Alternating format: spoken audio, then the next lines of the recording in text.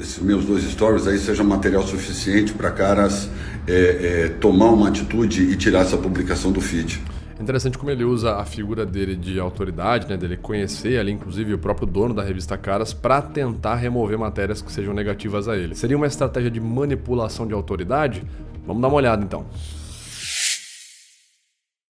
Fala aí pessoal, beleza? Vitor Santos aqui, eu sou especialista em comportamento não verbal e comunicação e você está no canal Metaforando. Hoje nós vamos analisar a versão do ex-marido de Ana Hickman, Alexandre Correia, sobre o ocorrido, sobre a situação, sobre a agressão que ela clamou e ele mesmo confessou ter cometido contra ela, tá certo? Segundo aí a matéria do jornal Splash, né? Então, vamos ver qual é a versão do Alexandre, o que ele fala sobre a situação. Vamos tentar entender o que o comportamento dele e as palavras dele podem nos mostrar para saber quais emoções ele está sentindo ou pode estar tentando esconder, né? Vamos dar uma olhada então. Fala pessoal, boa tarde. Ultimamente, aí, nos últimos dias, tem saído muita mentira aí a meu respeito, muita nota falsa, muita nota sensacionalista. Bom, primeiramente é interessante ver aqui que ele fala, né? Nos últimos dias tem saído muita mentira a meu respeito, muita nota falsa, sensacionalista. Ele já ressignifica perante o público os fatos e evidências que foram noticiados contra ele. Então, saíram muitos fatos, muitas evidências. Pode ser que tenham saído realmente notas falsas, notas manipuladoras, enfim, certas narrativas.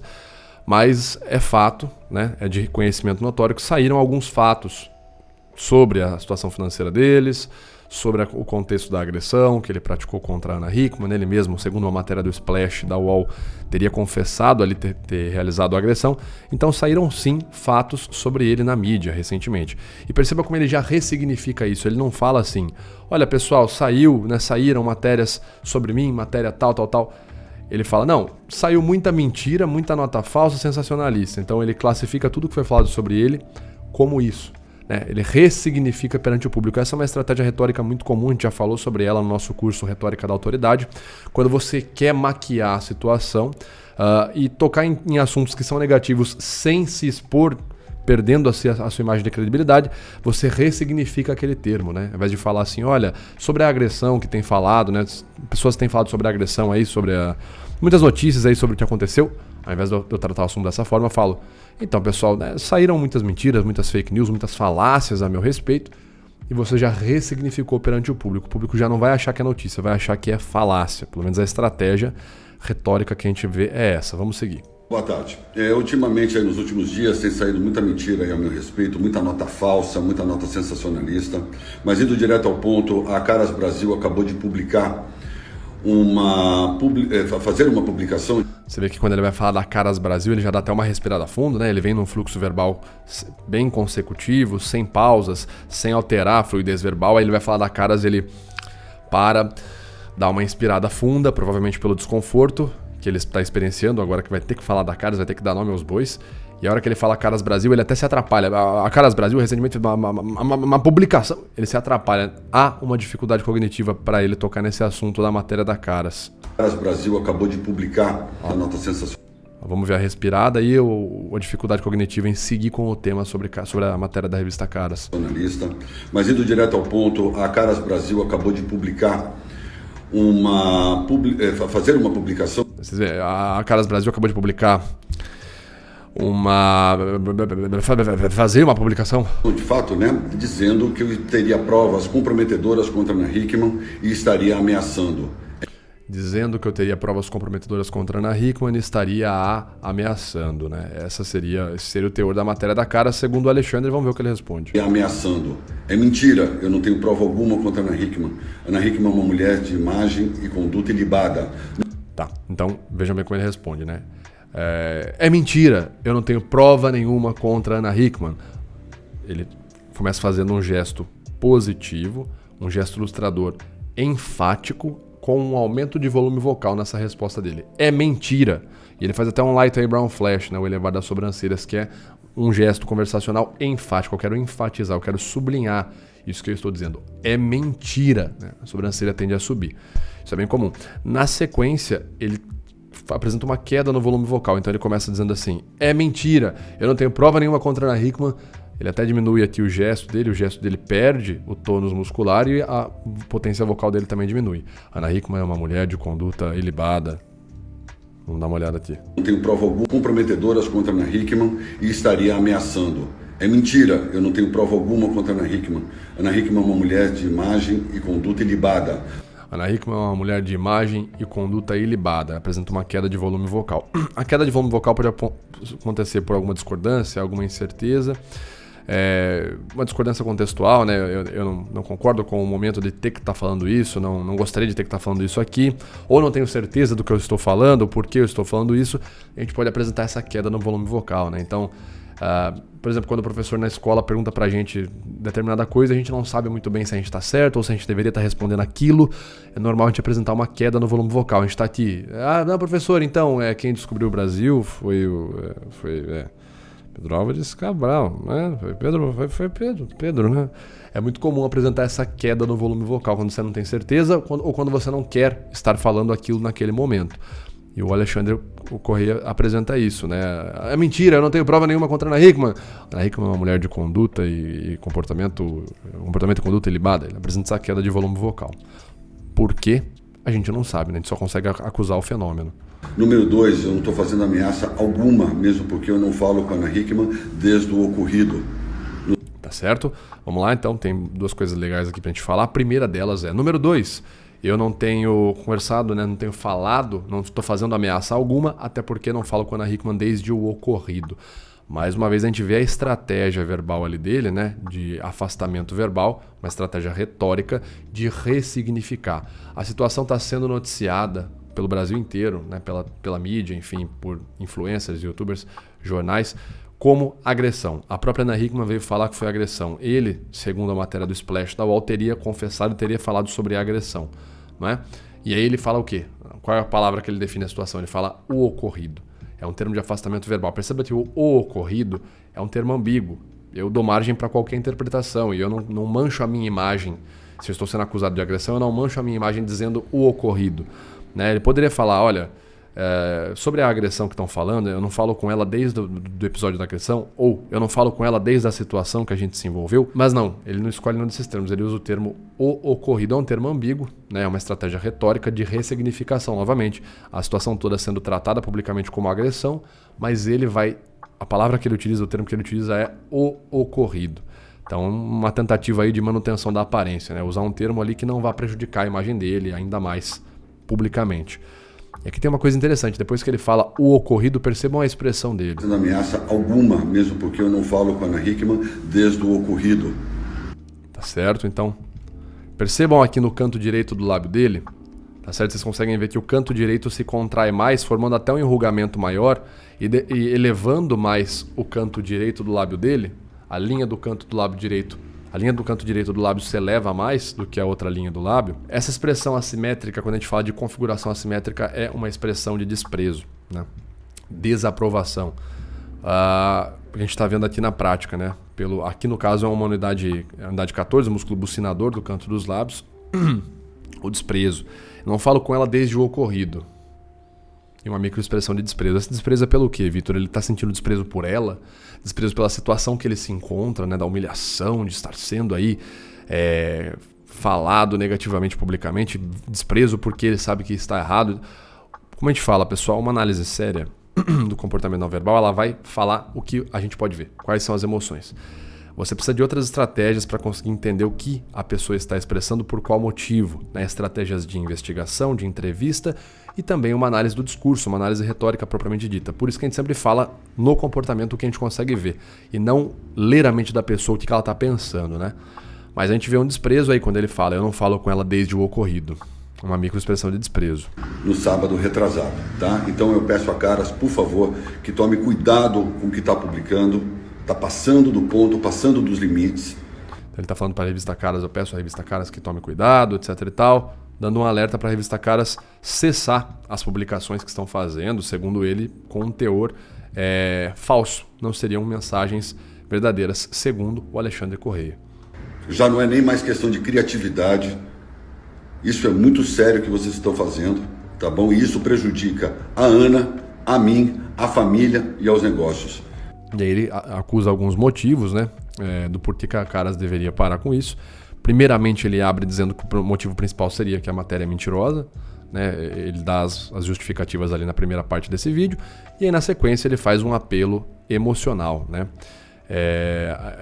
Esse tipo de argumento ele é conhecido na retórica como argumentum ad misericordiam, né? É o apelo para misericórdia, para que você tenha misericórdia, é um apelo, eu espero que você tenha uma resposta emocional perante o que você está fazendo. Então, primeiramente ele dá justificativas ali, né? Olha, essa matéria é mentirosa. E em segundo lugar ele vai para um argumento ad misericordiam, né? Olha, vocês estão prejudicando a vida da Ana, estão prejudicando a minha vida, a vida da família, estão prejudicando os negócios, etc e tal. Então, esperando aí, por meio dessa argumentação, fazendo um apelo lógico do ponto de vista dele, dizendo que a matéria é mentirosa, e um apelo emocional, né, o argumento ad misericordiam, que a Caras seja sensibilizada e cesse as matérias sobre ele, né? Vamos seguir adiante aqui. Eu pedia que vocês, por favor, se retratassem com isso e que esse story seja... Novamente, vamos botar mais um pouquinho aqui. Eu pedia que vocês, por favor, se retratassem com isso e que esse story seja... eu pediria que vocês, por favor, se retratassem com isso e que esse stories seja... A hora que ele vai falar do stories, observem novamente o canto do lábio dele, mesmo com a boca aberta, o canto direito. Percebem que o canto direito do lábio se afina mais que o outro canto? Ó, dá pra ver certinho aqui.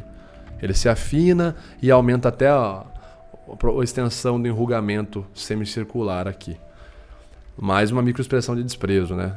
Eu pediria até que essa matéria, esses stories aqui, uma microexpressão de desprezo. Novamente o desprezo, a emoção associada à desaprovação, enfim. Julgar incorreto ou julgar errado determinada coisa. Aqui a gente tem na sequência o comprimir dos lábios, né? Depois dessa microexpressão de desprezo, a gente tem o comprimir dos lábios por completo, ele aperta os lábios por completo. O comprimir dos lábios juntamente com a tensão entre as sobrancelhas, uma microexpressão de raiva. Então, desprezo seguido de raiva. Matéria suficiente, é material suficiente para vocês. E concluindo... Então, eu espero que esse meu story seja material suficiente para vocês fazerem a matéria de vocês, né? Desprezo e raiva nesse momento. Que esses meus 2 stories aí sejam material suficiente para Caras tomar uma atitude e tirar essa publicação do feed. Tá, então ele está querendo mudar, né, a situação da matéria com que ela seja removida. Ele deu os argumentos ali. Bom, humildemente eu peço isso a Caras, que Humildemente eu peço isso a Caras. Tanto fez pela Ana e pela minha família, né? Publicou tantos momentos lindos em nossas vidas aí ao longo de mais de 20 anos. Aí novamente ele faz um argumento ad misericordiam, né? Trazendo ali um apelo emocional a Caras, humildemente, que tanto fez, tanto ajudou, fez matérias da minha e da Ana nos últimos 20 anos, fez a matéria da gestação da Ana, blá blá blá blá. Não sei quantas capas aí temos aí em família, Ana, gestação e tudo mais. Eu deixo aqui o meu abraço ao Maluf, aí o presidente da Caras. Deixo aí o meu abraço ao Maluf, o presidente da Caras, tá certo? Esse é um argumento pode ser visto como um argumento de autoridade, né? Eu tô querendo usar de uma imagem, de uma postura, de um ethos, né? Quando a gente fala de retórica, a gente tem os 3 pilares. O pathos, ethos e o logos. O ethos, então, é a credibilidade do orador, daquele que está falando a mensagem. Então, quando ele clama ser amigo do dono da revista Caras, ele está clamando ali ter um ethos, ter uma imagem de credibilidade, uma imagem, de certa forma, diferenciada, que permita, ou, pelo menos no intento dele, que promova a ideia de que o que ele está falando deve ser acatado. Então aqui ele está falando diretamente com a Caras, né? E ele justifica primeiramente que a matéria é falsa, que o conteúdo da matéria é falso, depois ele faz um argumento ad misericordiam, que vai atrapalhar a Ana, depois ele faz um apelo emocional, então ele bate no pathos. Olha só, Caras que tanto fez pela nossa vida, blá, blá, blá, blá. E por fim ele termina batendo no ethos, na imagem dele de credibilidade. Olha, eu sou uma pessoa diferenciada, eu conheço o dono da revista Caras. Então ele usa aí de quatro elementos argumentativos para tentar persuadir a Caras a cessar as publicações e remover a publicação ali, que segundo ele seria mentirosa. É uma estratégia bem forte, assim, no sentido de persuasão, né? Ele está utilizando uma estratégia de persuasão e não está falando nada sobre a agressão de fato, né? A gente consegue ver aqui um discurso provavelmente ensaiado e uma estratégia forte em persuasão. Sobre a agressão ele não fala nada e ele tenta ressignificar a agressão, né? O ocorrido, né? Aí ao invés de falar matérias, notícias, ele fala mentiras e notas falsas, enfim, ele está toda hora tentando se ressignificar. Ele demonstra uma grande importância, né? Demonstra ali valorizar muito a imagem dele, né? Enfim, aparentemente denota uma grande importância com a manutenção da imagem dele, da aparência dele perante a grande mídia. Enfim, isso é o que a gente consegue ver. Tá certo? Outras coisas que foram mencionadas também aqui pelo marido da Ana Hickman, né? A gente tem algumas matérias que saíram recentemente falando sobre essa situação. Que mais que a gente pode falar? Que é a versão do marido, né? Do Alexandre.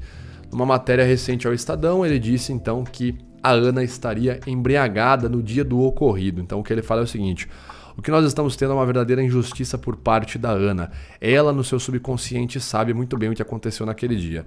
Ana, no almoço, já tinha feito a ingestão de quase uma garrafa de vinho. Eu não bebo há 5 anos, mas quem bebe sabe que ingerir uma garrafa de vinho tinto a um calor de 40 graus, você não fica normal, né?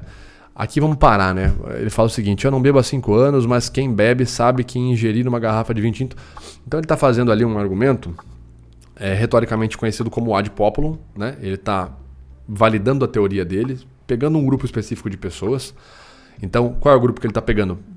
Pessoas que bebem, né? Eu não vou falar alcoólatras porque ele não está deixando isso claro, mas pessoas que bebem. A segunda é aqui: quem bebe sabe que ingerir uma garrafa de vinho tinto a um calor de 40 graus não deixa você não vai ficar normal. Então ele está pegando um grupo específico, pessoas que bebem, né, nessa temperatura aqui, bebem uma garrafa inteira, sabem que não tem como você ficar normal. Então é um argumento ad populum, né? Eu pego um público, um ad populum, né? Um argumento ao povo. A voz do povo é a voz de Deus. Então eu pego aquele povo específico para validar minha tese. Ao invés de eu entrar no mérito de analisar esse caso individualmente, falando, olha, aconteceu isso, eu pego um argumento que eu coloco várias pessoas ali na minha tese e como se isso validasse. É um argumento de autoridade também. Então, quem bebe, né? Pessoas que bebem sabem que se você beber uma garrafa de vinho inteira, você não vai ficar normal. E aí foi isso que a Ana Hickman fez. Então eu estou validando a minha tese, clamando ali a autoridade por um grupo de pessoas que em teoria, validaria que o que eu estou falando é verdade. Vamos seguir aqui, então ele fala o quê? E a Ana, toda vez que faz ingestão de álcool nos últimos tempos, se tornou extremamente agressiva comigo na frente de todo mundo. Ele fala que não bebe, né? Tá clamando ali, de certa forma, valores morais, né? Eu não bebo, esse argumento conhecido ali como a manutenção da aparência, né? Então, trazendo uma aparência, uma imagem positiva, né? Eu não bebo, mas a Ana bebe, enfim. Eu já fui incontáveis vezes humilhado por Ana Hickman após ela fazer ingestão de álcool. E a ingestão de álcool causa isso. Perceba que é interessante, né? A gente vê um erro argumentativo. Uma estratégia retórica que a gente já comentou algumas vezes no canal é quando você parte de pontos que são verdades, né? E você coloca meias verdades numa conclusão geralmente genérica, uma conclusão que ela vai versar sobre uma verdade partindo de casos individuais, mas você não vai falar daquele caso em específico. Então imagina que eu falo o seguinte, olha, Ana Hickman bebeu. Eu já fui humilhado pela Ana Hickman todas as vezes que ela bebeu álcool. E quem bebe muito álcool sabe que quando você está muito bêbado é capaz que você humilhe alguém. Perceba que eu falei 3 coisas, vamos dizer assim, que vamos assumir que é verdade, que ele já foi humilhado pela Ana Hickman. Então eu assumi 3 coisas aqui, né? Ana Hickman bebeu naquele dia, vamos supor que isso seja verdade.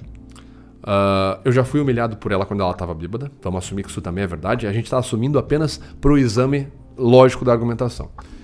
E pessoas que bebem geralmente humilham os outros quando estão fora de si. Vamos supor que essas 3 coisas são verdades. Isso aqui não explica um caso específico. Logo, naquele dia, ela bebeu, me humilhou, por isso que tudo aconteceu. Essa é a conclusão que eu quero que você tire partindo desses 3 fatos, mas perceba que eu não estou entrando no mérito de falar desse caso em específico. Eu cito verdades aparentemente genuínas, mas aparentemente muito abrangentes, para falar de um caso específico, né? Então, quando eu quero explicar, pegar verdades ali para explicar um caso específico, muitas vezes eu estou fazendo um raciocínio indutivo, né? E não dedutivo. Então, o indutivo eu estou conduzindo você para uma conclusão. Eu quero que você caia na conclusão partindo de fatos ali que eu estou construindo, né? Mas eu não vou falar sobre esse caso em específico. Eu quero que você chegue nessa conclusão por meio das pistas que eu estou te dando. Ele não vira e fala, olha, naquele dia não aconteceu nada disso, o que aconteceu foi que a Ana Hickman bebeu, ela veio pra cima de mim, etc e tal, eu não fiz nada, ou eu só bati nela porque ela tava bêbada me xingando. Ele não entra nesse mérito, ele vai lá e levanta verdades ali aparentemente irrefutáveis, mas ele espera que você chegue na conclusão que ele quer. Ele não fala sobre o caso específico. Olha, pessoas que bebem ficam alteradas, humilham os outros. Quem bebe álcool sabe que isso acontece. Ana Hickman já bebeu várias vezes e ficou alterada. E era muito comum, e naquele dia Ana Hickman bebeu. Perceba que nada disso eu estou falando num caso específico. Eu estou trazendo verdades aparentemente genéricas, muito abrangentes, mas não estou falando do caso em específico, tá? É uma estratégia retórica também. Eu quero fazer o público chegar na conclusão que eu quero, mas eu mesmo não falo individualmente, particularmente sobre aquele caso. Nessa matéria ainda ele nega a cabeçada, né? Vamos ver o que ele diz, olha.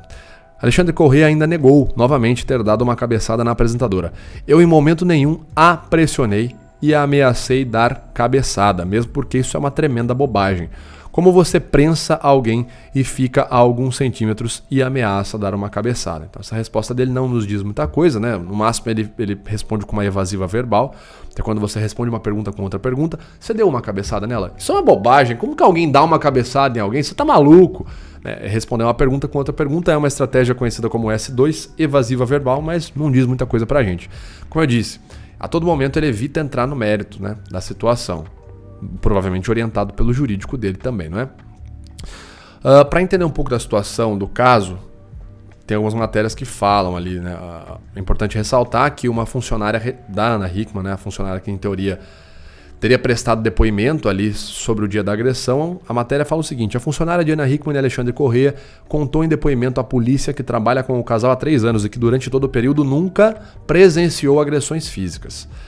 A testemunha, porém, disse que o casal brigava constantemente por questões financeiras, não é?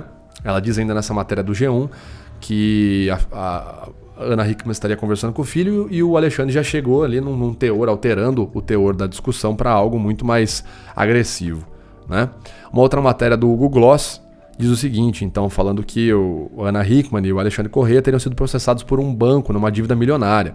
Então vai falar que eles foram processados numa dívida de 1,2 milhões de reais.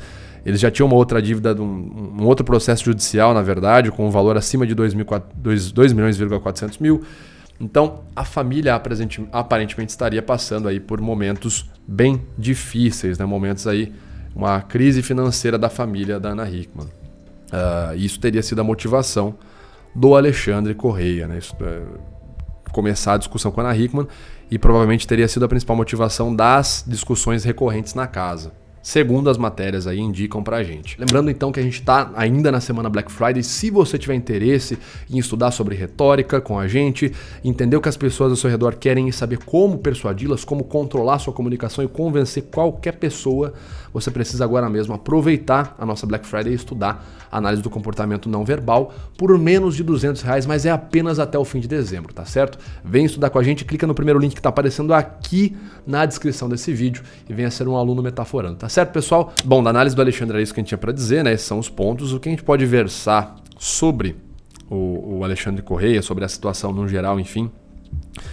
Falando um pouquinho sobre o amor, a coragem, a covardia e, de certa forma, ordo timores, né? Que é um termo chamado, um termo que significa a ordem dos temores, a ordem hierárquica das coisas que você deve temer. Quando a gente fala de família, a gente sempre tem que lembrar de grandes exemplos de família, né? E um deles eu acho que é praticamente impossível falar de família e não lembrar da Sagrada Família, né? Trazendo aí um exemplo bíblico para vocês, a gente tem a Sagrada Família, Jesus Cristo, Santíssima Virgem Maria e São José. Quando a gente fala da família, da orientação de uma família, como uma família deve se orientar, uma família tem que ter amor. Esse é o primeiro ponto, né? A gente pode afirmar que existe uma grande relação entre esses pilares, o amor, a coragem e a ordo timores, né? A ordem correta dos temores que você deve ter. E que o oposto disso é a falta de amor, a covardia e a hierarquia incorreta de temores, né? Então tem esses dois aspectos, né? O amor, a coragem e a ordo timores, em contrapartida, a ausência do amor, a covardia e os medos incorretos, né? A hierarquia incorreta de medos. Não dá pra julgar a vida do Alexandre e da Ana, eu não sei como que era o trabalho deles, enfim, eu tô falando de maneira genérica, mas vamos pegar aí o exemplo de como uma família deve funcionar, corretamente dizendo, segundo o exemplo da maior família que a gente deve ter como modelo, que é a Sagrada Família. Então imagina que Jesus Cristo nasce, Jesus Cristo ele é um rei, e talvez agora no fim de ano você esteja, a gente vai falar sobre a gente lembra, né, a gente comemora o nascimento de Jesus Cristo, Imagine você tá chegando, você talvez no fim do ano não tenha dinheiro para comprar uma ceia muito abastada, para comprar presentes para suas crianças, para seus parentes, não tenha a grana que você gostaria de ter para comprar aquilo que você gostaria para uma pessoa importante. Talvez até tenha sido isso que possa ter ocorrido em uma das discussões do casal da família Hickman. Talvez o Alexandre tenha ficado inconformado por não poder dar um brinquedo que ele gostaria de dar para o filho dele, ou uma viagem que ele gostaria de dar para o filho, ou para ele, enfim. E assumindo uma boa vontade do Alexandre, né, nessa minha narrativa hipotética, e imagina que Jesus Cristo, ele nasceu numa manjedoura, cara, não tem lugar pior. Então, se você talvez esteja com ausência de dinheiro, lembre-se que Jesus Cristo nasceu na pior condição, no lar menos abastado possível. Ele nasceu numa manjedoura e o contexto que Cristo nasceu foi fugindo de ser morto. Porque Herodes, eu não sei se vocês sabem esse contexto, né? Quem já leu a Bíblia deve estar mais familiarizado, mas o rei Herodes, naquela região ali, sabendo da profecia que nasceria o Messias, manda com que todos os bebês que nascessem naquela região, naquele período, fossem assassinados. Então Jesus Cristo nasce sem grana nenhuma, sem dinheiro, numa manjedoura, num contexto onde ele está sendo perseguido para ser assassinado, não é? Então, se você está com uma dificuldade na vida nesse momento, está sem dinheiro, está num momento onde você se sente perseguido mesmo, provavelmente saiba que você está se conectando com Cristo, né? Cristo nasceu nas piores condições possíveis, mas teve uma coisa que Cristo não deixou de ter em momento algum, que foi uma família com muito amor e muita coragem. Porque a gente fala que a coragem e o amor, elas estão relacionados com a ordo timores, né? O que é isso? O que acontece? Jesus Cristo nasce, São José falado para ele num sonho, é revelado a ele por um anjo que ele deve fugir daquela região com a Virgem Maria e com o menino Jesus, porque eles estão sendo perseguidos ali por Herodes. Então José, com muita coragem, vai e foge. Então imagine, você está sem condições financeiras, sendo perseguido, né, sua família inteira sendo perseguida, seu filho, porque José segundo o pai de Jesus, vamos colocar dessa forma, e você precisa fugir. Imagine o medo, imagine a dificuldade de fazer tudo isso sem fins, sem meios monetários. José, então, com muita coragem, foge. Não à toa ele é o santo da Igreja Católica, né? Ele é o patrono de toda a Igreja Católica, né? Foi eleito o São José, porque obviamente é o pai da igreja também, né? Então ele vai, foge, leva isso sem dinheiro, sem ter muito o que fazer, sendo perseguido, e ele foge para proteger a própria família. Ali você vê primeiro muito amor, muita coragem e o principal, a ordem correta de temores. Eu temo as coisas na ordem correta. O que é ordo timores? Ordo timores é um termo, eu já vi inclusive sendo comentado pelo padre Paulo Ricardo, o maior pároco do Brasil, que é você temer corretamente as coisas. Existe uma hierarquia de temores que você tem que ter. Imagine o medo de ficar sem dinheiro. É um bem desejável e é um bem necessário, o dinheiro, para comprar proteção, segurança, alimentação, a sua saúde, enfim. Você precisa de dinheiro para pagar consultas médicas, você precisa de dinheiro para comprar remédios, fazer tratamentos, para manter a sua higiene bucal, enfim, a sua saúde em dia, para se alimentar, etc, etc. Então, ficar sem dinheiro é um medo para um pai de família. Eu sei porque eu sou pai, né? Eu tenho uma filha, minha esposa está grávida da nossa segunda filha. A minha filha é a Laura e a minha segunda filha é a Aurora, né? Então eu sei o que é conviver com o medo de será que vai dar para fechar o mês certo, as contas estão ok. Eu sei o que é o medo de ser um empresário e lidar com a questão financeira, não quero que ninguém tenha que sofrer, ter que ter um prejuízo financeiro, nenhum funcionário, nenhum colaborador. O medo financeiro é uma realidade. Vamos colocar um outro medo que o Alexandre pode ter sentido, né? Porque me parece que ele se importa muito com a aparência, com a imagem dele perante a mídia. O medo de perder a reputação. Imagina, você passa anos construindo a sua reputação, acho que talvez isso tenha passado pela cabeça do Alexandre, e agora eu vou perder isso por causa dessa mulher, dessa Ana Hickman, ela ofusca meu brilho. Por que ela brilha mais do que eu, né? Ou agora que as pessoas estão me cancelando, a minha imagem está sendo realmente negativada. Talvez isso tenha passado pela cabeça do Alexandre. Mas esses medos, eles são inferiores ao medo maior que você deve ter, que é o medo de perder a sua salvação. Esse é o medo maior que você deve ter, né?